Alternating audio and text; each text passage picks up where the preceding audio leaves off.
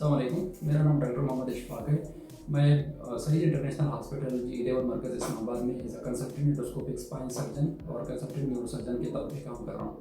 Saeed international hospital एक private hospital है जिसमें तकरीबन सारी फैसिलिटीज़ अवेलेबल है, जिसमें लेबॉर्ट्री, एक्सरे, फिजियोथेरेपी, आईसीयू और इसके अलावा डिफरेंट स्पेशलिटीज़ के डॉक्टर इधर पे मुख्तलिफ किस्म के पेशेंट की कंसल्टेशन करते हैं। तो आज हम जिस टॉपिक पे डिस्कशन करेंगे वो सबसे कॉमन प्रॉब्लम जो आजकल हमारे माशरे में है वो है बैक पेन। तो बैक पेन क्यों कॉमन है? इसकी वजह ये है कि सबसे पहले ये है कि ये यंग पेशेंट्स में कॉमन है और इसमें जो ओल्ड पेशेंट है उसके अपने काजेज होते हैं।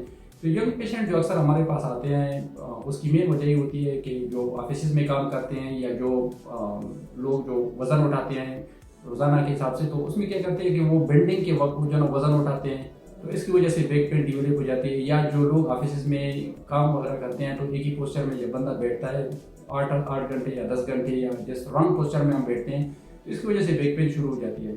तो मेन काज जो है ना वो चाहे यंग में आए या ओल्ड पेशेंट में है, वो डीजनरेटिव काजेज और स्पाइन में। अब ओल्ड पेशेंट में जो मेल और फीमेल में डिफरेंस है, फीमेल खास करके जो 50 ईयर्स पे जो इसकी एज थोड़ी सी और ज़्यादा हो जाती है तो उसमें पोस्ट मेनोपॉजल जो ऑस्टियोपोरोसिस होती है, तो ये मेन काज जो है ना वो बैक पेन की होती है। इसके अलावा और जो डीजनरेटिव काजेज है जिस तरह डिस्क डीजनरेशन हो गई है, इसके अलावा जो फिजिक की जो डीजनरेशन शुरू हो जाती है या जो ऑस्टियोपोरोसिस की वजह से जो स्मॉल कंप्रेशन फ्रैक्चर हो जाती है, तो इसकी वजह से जो है ना बैक पेन काफ़ी कॉमन है आफ्टर 50 ईयर्स इन फीमेल्स।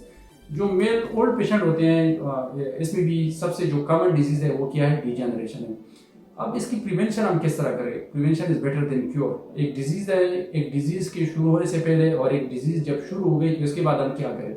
तो यही सबसे इंपॉर्टेंट चीज़ है कि prevention is better than cure. एक बीमारी को जो है ना हम प्रिवेंट कर लें इससे पहले कि वो जो है ना बीमारी शुरू हो जाए।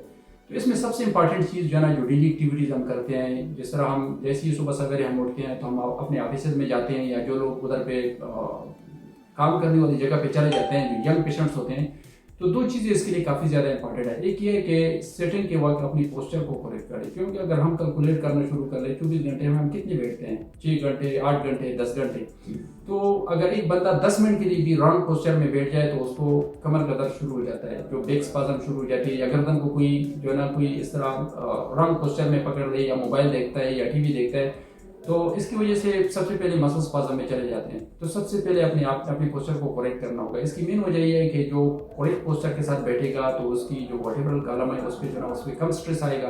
अगर कम स्ट्रेस आएगा तो उसकी वजह से उसकी डीजनरेशन कम होगी। तो दूसरी बात यह है कि जो लोग बेंडिंग पोस्चर में वजन उठाते हैं तो इसकी वजह से उसमें डिस्क बल्ज काफ़ी जल्दी उसमें जो है ना वो बल्ज शुरू हो जाती है। इसकी वजह यह है कि जो बंदा फॉरवर्ड बेंड कर लेता है और फिर ऊपर उठते हुए उसमें